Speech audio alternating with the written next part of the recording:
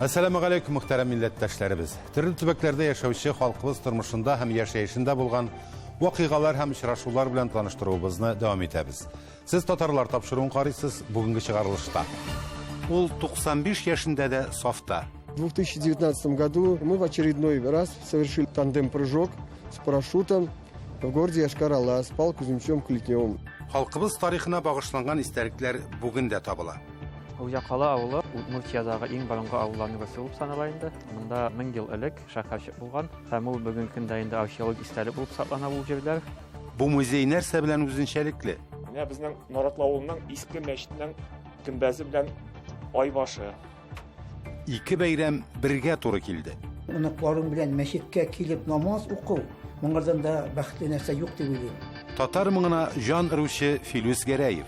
Bütün instrumentada уйнап күрсәтергә туры килә. Шул аккордеонда, шул тальян. Bu zamanda үрнәк алырдай каһарманнар күп түгел. Ләкин Казанда яшәүче Бөек Ватан сугышы ветераны Павел Кузьмич Клетневка сокланмыйча мөмкин түгел. Россиянең һава десанты гаскәрләре юбилее уңаеннан ул Мәскәүгә чакырылды иде. Павел Кузьмич 95 ел гомеренең күп өлешен хәрби бурыч үтәүгә багышлый. Ветеран бүген дә сафта. Бәйрәм тантанасында алган хис кичерешләре белән безнең белән дә уртаклашты. Үзенең 95 яшендә ул әле дә сафта. Павел Кузьмич Клетнев махсус чакыру белән һава десанты гаскәрләренең юбилей тантанасына килде. Яше өлкән булуга карамастан бернинди дә ташламалар юк ди гвардия десантчы. Никто кроме нас. Ура! Һава десанты гаскәрләренең 90 еллык юбилеен Мәскәүдә бик зурлап уздырдылар. Илебезнең төрле төбәкләреннән килгән танылган һәм хөрмәтле хәрбиләргә бик эчтәлекле программа әзерләнгән иде. Экскурсиялар, яшь десантчыларның чыгышлары һәм әлбәттә инде баш каланың үзәгендә Кызыл мәйданда тантана, бәйрәм чаралары. Бүтән гомере десант гаскәрләре белән бәйле булган кеше өчен бу бик дулкынландыргыч һәм күңелле мизгелләр.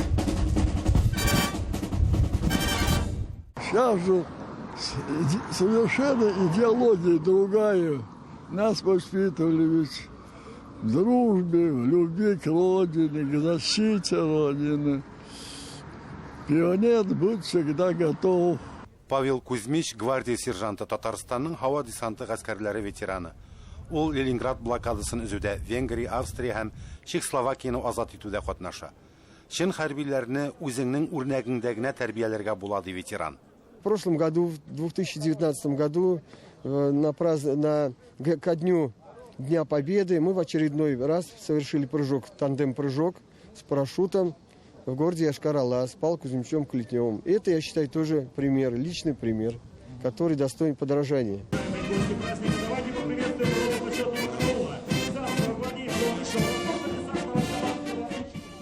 Кызыл мәйдандагы чыгышлар 2 сәгатьтән артык барса да, Павел Кузьмич аяк өсте басып хезмәттәшләре белән бергә шул чыгышларны карады. Бу каһарманга карап десантчыларның бездән башка беркемдә дигән девизының мәгънәсен аңлыйсың. 95 яшендә дә солдат бурычын үтәргә әзер алар. Берегите нашу Родину, будьте достойными гражданами, будьте патриотами нашей любимой Родины. Бәйрәм кунакларына Алабинадагы мемориаль комплексны күрсәттеләр. Мәскәүнең Суворов мәйданында татарстанлылар һава десанты гаскәрләре сугышчыларына куелган һәйкәлгә чәчәкләр салдылар. Павел Кузьмич своим личным примером все время детям показывает. Он как ветеран Великой Отечественной войны, как блокадник Ленинграда, защитник Ленинграда, как участник всевозможных десантных операций во время Отечественной войны. А я как вот современный десантник. Вот, мы детям все личным примером показываем, рассказываем. Өлкән буын алдында тагын бер, чын мәгънәсендә хәрби бурыч тора. Үсеп килгән буында шундый ук нык рухлы хәрбиләрне тәрбияләү. Инсаф Абдулла, Дина Газалиева, Татарлар, Мәскәү.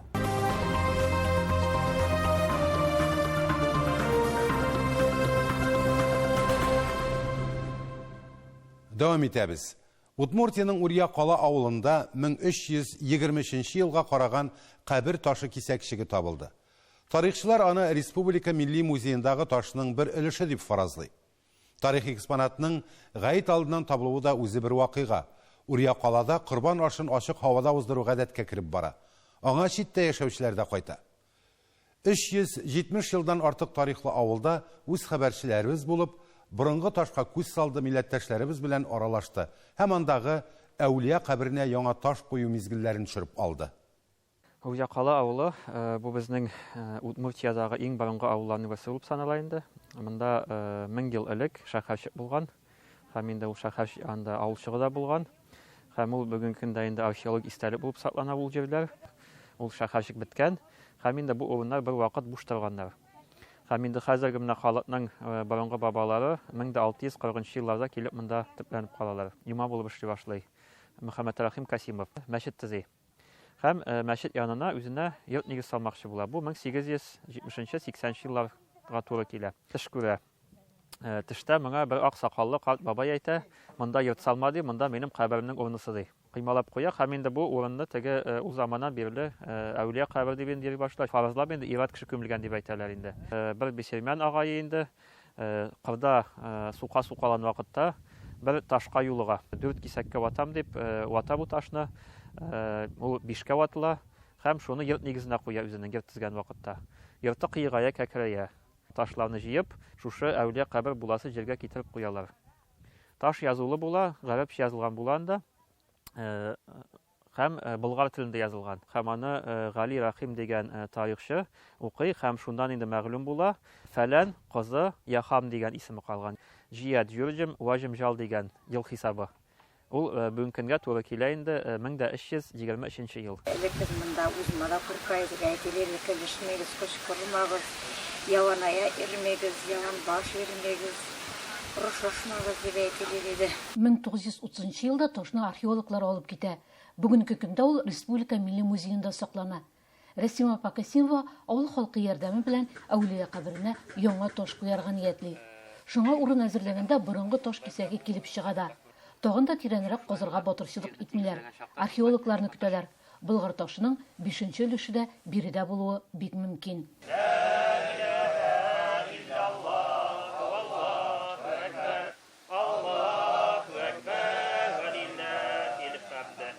Яңа ташны ачу уңайыннан Урьякыланың олысы кешесе җыелды. Электән калган гадәт буенча эштә иратлар гына, хатын-кызлар кыйммәтле итәләр. Ата-бабалары рухына дуга кылалар. Бирдә җирләнгән әүлия риваят буенча ират кабер ташы болгар кызы Яхамныкы булса да, ул тарихларының бер өлеше. Урьякылы татар бисермән авылы булып, кайбер юла гадәтләр дә уртакка үрелгән. Җәй башында яңгырлар вакытында яусын, иген уңсын дигән теләк белән корбан чала торган булганнар. Совет чорында ул онытыла, соңгы берничә елда яңартыла. Бу йыла якыная башлады вакыты буенча Корбан бәйрәмгә. Һәм мин тәкъдим ясадык, әйдәгез инде савабы да күбрәк булсын инде дип, шын исламча инде бу Корбан бәйрәме көннәрендә үткәрик дип, дугалар укып, Коръәннәр укып, намазлар укып үткәрәбез шуны. Зор нәселебез иде, мондан таралыштык. Нәсел тамырыбыз бар әлмендә авылда, но якыны юк инде. И менә бу нене Корбан бәйрәмне көтеп торабыз инде. Елмага, күрешмәгә, иге кайтабыз. Бу көнне 5-6 мең корбан китерелеп, казаннарда этләп капышты. Фагыйлә апа елның янында 10 метр сыйышлы самоварын алып чыга. Ерак бабалары килгән нократ ягында ясалып, капкачында күргәзмәләрдә сугылган медальләре дә бар. Яман тискайны, әне бурнысында тезгенә ресурс. Шәһәр тәмне сугып тәмне белән. Чишмә күздиләр Урьякылада. Су шифалы ераклардан килеп алалар. Авылда 19 гасырда 1000нән артык кеше яшәсә, хәзер 30лап хуҗалык кына. Ябыгам мен кестимдә. Сагыну җирсуны шүпче татарлары шулай ябыгам диләр. Әбисенә ияреп Фаилдә килгән. Мәктәптә укыганда ук татар халкының үткәне белән кызыксынган. Ә шүпче татарларның тарихында ачыласы битләр бар әле. Борынгы язмалы таш табылуы гына да шуңа дәлил. Удмуртиядан Фәнзилә Салихова, татарлар. Хөрмәтле тамашачыларыбыз, сез татарлар тапшыруын карыйсыз. Программабызның 2нче өлешендә. Бу музей нәрсә белән үзенчәлекле? Менә безнең Наратлы авылының иске мәчетенең гөмбәзе белән ай башы. Ике бәйрәм бергә туры килде. Уныкларым белән мәчеткә килеп намаз уку, моңардан да бәхетле нәрсә юк дип уйлыйм. Татар моңына жан үрүче Филүс Гәрәев. Bütün instrumentada уйнап күрсәтергә туры килә. Шул аккордеонда, шул тальян. Хезмәте белән күркәм, күңеле белән саф, чиста милләтебез. Юлларда йөргәндә яңа кешеләр белән таныша-таныша моңа кат-кат инанабыз. Халкыбыз дөрестән дә үз яшәеше белән сокландыра, илһамландыра. Чираттагы сәяхәтебез Яшел Үзән районының ерак татар авылларына китерде. Рус әҗәлесе исемлесендә бик үзенчәлекле музей бар икән. Аны шушы сала кешесе Илсур Касыймов булдырган.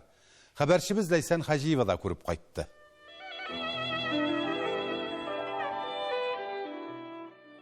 Яшел Үзән районы Рус әҗәлесе авылына килсәгез, Касыймовлар гаиләсенә керми калмагыз. Рәшидә апа һәм Рафил әфәнде үз шәхсиятләрендә менә дигән музей булдырган. Аларның уллары Илсур әфәнденең башлангычы бу. Шушы музейны булдыру идеясы ничек барлыкка килде? Әле мәктәптә эшләгән чакта безнең бер кичкенә музей бар иде. Мәктәп ябылгач инде ябылды, бинасы буш калды инде. Ул әйберләрне миңа, жәлләдем инде. Анда инде җин иске пыска әйберләр жатадыр ие. Әнде асраным әйтәм, әни давай шунда музей ясыйк. Әнде әй яса, нәрсә инде. Барыбер әрәм булып жатканча. И менә мин шунда инде бераз әкрен туплый башладым. Башта инде ул менә алгы жакта гына иде. Аннан соң инде әйберләр җыела. Там бераз урайды. Рахман, авыл халкы кызыксынамысын, керәме, карыймы? Керәләрне карыйлар. Бик тоже яшьләр алар күбесе менә иске заманы кешеләр ниләр, потому что алар гомеренә кергән инде, узган шул нидән чардан. Яшьләр инде алар бик анамыйлар. Илсур әфәнде иң борынгы экспонат бирде кайсысы? Иң борынгы менә безнең Наратлы авылының иске мәчетенең гөмбәзе белән ай башы. 1871 елда иске мәчет янган булган. И шуннан соң где-то бер елдан соң шул җәмәгать акчасын җыеп яңа мәчет салганнар. Менә бу шул чакка туры килә инде. Ул торган 53 елга хәтле. Аннан соң инде Наратлылар алар бик дини халык, алар нимәдер, мәчетне сүтмәделәр. Борынгы китапларда шактый тупланган бирде. Менә бу безнең нәселендә. Минем әти дә, әни дә бер нидән киләләр, бер бабадан киләләр. Безнең нәселдә бар атаклы кеше, әни җагыннан безнең бар Сания Хантимирова, ул балерина булган, инде пенсияда. Әтиләр җагыннан безнең бар атаклы ученый, ул әле революция кадәр яшәгән Гайнетдин Әхмәров. Тарих белән җинләнүе ерак бабасы Гайнетдин Әхмәровтан тормагаен. Менә бу да бик кызыклы экспонат. Бу элекеге 9 таны инде. Элек нәрсә булган? Җитен, киндер, бу кыштканнан сулган. Чынлапмы? Кышткан нинә? Тукма. Һәрбер экспонатның бар нечкәлеге турында ул сәгатьләр буе сөйләргә риза. Иске әйбер күргәч күз яна башлый ичендәге нигә күңелгә төшә. Тоже әйтәм, кая куярга урын юк, хәя. Бик акыллы, бик сабыр җегет иде. Мәктәптә дә ул шушындый эшләр белән шөгыльләнә иде инде. Җыя башлаган иде. Аннан соң инде мәктәп ябылгач, ул аларны менә монда өенә алып кайтты. Касыймовлар гаиләсе турында мин бик каты күп сөйләр идем. Илсур Рафилович дөрес әйтә ул. Элек яшьләр хәзер моның белән кызыксынмыйлар. Кызыксындырырга кирәк безгә яшьләрне дә. Әти-әнисе күп еллар Үзбәкстанда яшәгән. Әтисе Рафил әфәнде көрәш тренеры. Алай чагында самандыйлар була да жыл сайын. Шул вакытта неге сами көрәшүләр, аннан соң неге Тимирзул мәктәбендә Юлиндә укыдым. Анда бар инде төрле ниләр, шикелләр сами. Бокста бар, көрәштә бар иде. Мин көрәшкә йөрдем. Күп санлы медальләр иясе, көрәш батыры. Укучылары бүген дә хәл әхвален сораштырып тора. Алар нидәндә? Академия Рафиләкә менә фотография кирәкте. Брат начында Мигаул моны нигә ясап җибәргән карасам идем. Әнисе Рәшидә апа сандыгында да андый тарихи истәлекләр күп тупланган булган. Музей булдыру идеясын ул шундый хуплый. Без аңгашак булдык, наоборот. Без дәвар нимебез, наоборот, үземдә булышмады, җыеш ергә, әйберләр шундый нигә. Кешедән яп, шундый ул аның үзенең шундый нияте булгачан инде яшьлекләр искә төшә, шуларны күргәчтән. Касыймовлар йортында урнашкан музейны киләчәктә туристлык маршрутына да кертү нияте бар. Ләйсән Хаҗиева, татарлар, Рус әҗәлесе авылы, Яшел Үзән районы. Ул гает көндә туган һәм 70 елдан соң аның юбилее да гаеткә туры килә. Сүз Алабайтал авылы имамы Караматулла хәзрәт Әбу Бәкировның тормыш бәйрәмнәре хакында. Корбан бәйрәме белән тагын ниләр бәйле, бу хакта тулырак итеп Оренбургтагы хәбәрчеләребез видео язмасында. Кәрим бабайның догасы туры килде микән? Ул минем бабай татар каргаласында 3 ел укыган. 3 ел укыганда башланган революция буларны таратканнар. И шул бабай да әби мәрхүм намаз укый торган иде.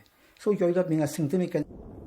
Карматулла Хөрмәтулла улы Төбәкнең Төйлегән районында гаит көнне туа. Әйтерсең Корбан бәйрәме көне Сабиның киләчәк язмышын билгели сыман. Аллаһның рәхмәтен укырга, киреп, шушы дин юлларына басырга дигән нидә булды. Шуны Аллаһтан сораган хәзер дә истә, алхамдулилlah, шөкер. Тик бу көн килеп җиткәнче аңа озын юллар үтәргә туры килә. Иң элек техникум, армия сафлары, аннары автодор оешмасында өлкә буенча меңләгән чакрым юллар, күперләр төзи. Юллар анык Сания мәдрәсәсенә алып килә. 2009 елны Төйлегән бистәсендә имам булырга индиләр. 1 елдан соң Алабайтал мәчете имам хатибы вазифасын тәкъдим итәләр. Караматулла хәзрәтнең таянышы ул Гөлсем абыстай. 2 кыз үстереп, бергә гомер итүләренә дә 47 ел була. Белгечлеге буенча ул икътисадчы. Кешеләтеп кешене исламга китереп булмый. Аны менә кеше читтән генә күзәтеп, карап кына шулай аңлыйдыр. Потому что мин үзем дә менә кешеләрне очратканда, мин менә кешенең киеменә дә карамый торганым, мин карый торганым, аның менә йөрәгеннән чыккан хисләренә. Биле районы үзәгенең яңа мәчет манарасында ярым айның калкуы да Карматулла хәзрәтнең мөхтәсиб булган шырына туры килә. Медаль, күп санлы рәхмәт хатлары имамның тырыш эш яратучанлыгына дәлиллек. Карматулла хәзрәт Абубакыровның 70 яшы белән Алабайтал мәчетендә имам эшен башкаруына 10 ел тулып бер көнгә туры килә. Дин әһлен кытларга дип килүчеләр арасында Биле районы хакимияте вәкилләре, фермер хуҗалыгы җитәкчеләре, мәктәп укытучылары, авылдашлар иде. 19 гасырның 20 елларында сафка баскан бу мәчетне цикләндерүдә фермер хуҗалыгы рәисе Хусаин Хасанов күп көч куя. Сезнең зур юбилеегез белән котлыйм. Алладан сорыйм сезгә озын гомер бирсен, саулыклар бирсен. Рәхмәт хатлары шулай ук өлкәнең татар милли мәдәни мөхтәрияте, татар җәмәгатьчелеге исеменнән дә тапшырылды. Хәзрәт безгә күчеп килгәннән бирле халык мәчеткә тартыла башлады. Үзгәрешләр күп: укырга йөрү, балага исем кушу, никах уку. Хәзер буларның барысы да мәчеттә башкарыла ди авылдашлар. Мәчеткә халык күбрәк йөри башлады. Аңа ышанып, аның сүзе бөтен кешегә закон булып тора монда. Әлбәттә, имам ислам дине кануннары буенча белем бирү белән шикләнми. Ул авыл тормышында актив катнаша. Бер гасыр элек даими белем бирү максатыннан төзелгән бинада бүгенге көндә дә ислам нигезләрен өйрәнәләр. Караматулла хәзрәт мәктәп белән тыгыз элемтәдә тора. Бергә киңәшләшеп, кышкы һәм җәйге укуларында оештыралар. Ул менә шундый кеше баланс тота. Безнең менә эшләүдә родительләр белән эшләгән вакытта балалар арасында Тагын бер зур эшләре чәчәкләр, нарат агачларын утырталар, алма бакчасын булдыралар. Менә безнең дин кардашыбыз Нәфисә туганыбыз шул бакчаларны карый, сулар, сибә. Аны бит утырту белән генә булмый, карарга да кирәк. Менә шундый тырыш эш яратучы милләттәшләребез Татарстаннан читтә гомер итә, динен тота. Оренбург өлкәсеннән Фируза Абсалямова, татарлар.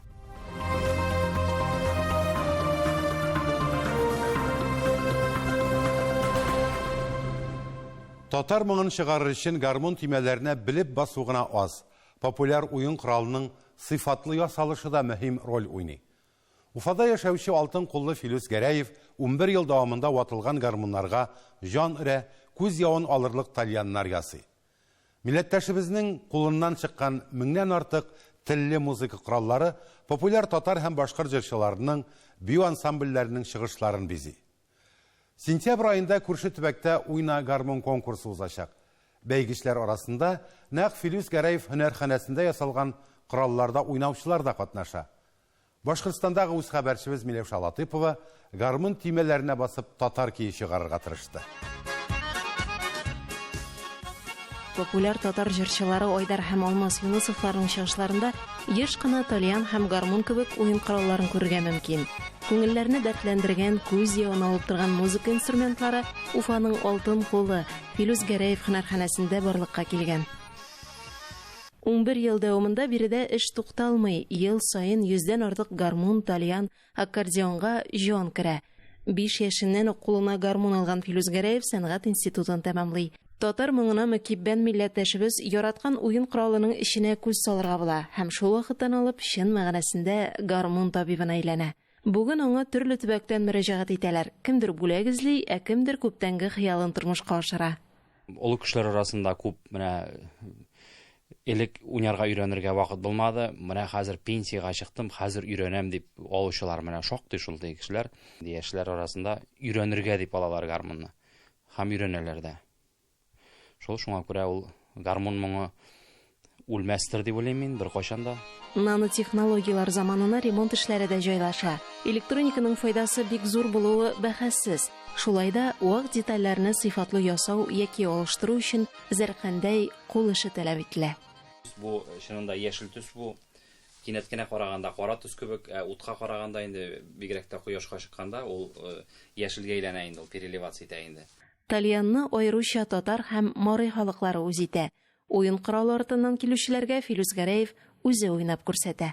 Инструментларны саткач инде бөтен кеше дә уйный белми бит. Уйный белмәгән кешеләр дә килеп ала. Шуңа күрә бөтен инструментта да уйнап күрсәтергә туры килә. Гармун һәм тальян остасы Филүс Гәрәевнең хыялы музей ачу. Чөнки биредә җыелган экспонатларның һәрберсенең үз тарихы бар. Әйтик, әлеге балалар аккордеоны 1942 елны Германиядән алып кайтылган. Әлбәттә, татар моңын чыгарыр өчен уен коралы гына түгел, сәләт тә кирәк. Быел Октябрьский шәһәрендә матур традициягә әйләнгән Уйна гармун исемле музыкаль бәйге узачак. Конкурста барлык теләүчеләр дә катнаша ала. Чараны Башкортстан Республикасы татарлары милли мәдәни автономиясе оештыра. Бәйрәмнең беренче өлеше Төркмән поселогыннан башланачак. Һәм без урамнан гармуннар белән халыкны җыеп Октябрьск шәһәренең төп күңел ачу паркына җыелачакбыз. Бүгенге көндә безнең интернетта Уйна гармун дигән флешмоб үтә. Флешмобка кушылу өчен милли мәдәни автономияның социаль челтәрләрдәге битенә кереп, андагы таләпләрне укып, үзегезнең гармунда уйнаган яки башка милли инструментта уйнаган фотогызны, видеогызны урнаштыра аласыз. Әлеге бәйрәм безнең халкыбызның көй-моңнарын, гармун моңын, җырларын саклауга тагын бер этәргеч булыр дип уйлыйбыз. Уфадан Миләүшә Латыйпова, татарлар. Бүгенгә менә шулар, хөрмәтле тамашачыларыбыз. Без һәр вакытта сезнең сорау тәкъдимнәрегезне күз уңында тотып эшләргә тырышабыз. Бер-беребезнең кадерен белеп, изге гамәлләр кылып яшәргә язсын. Сау булыгыз.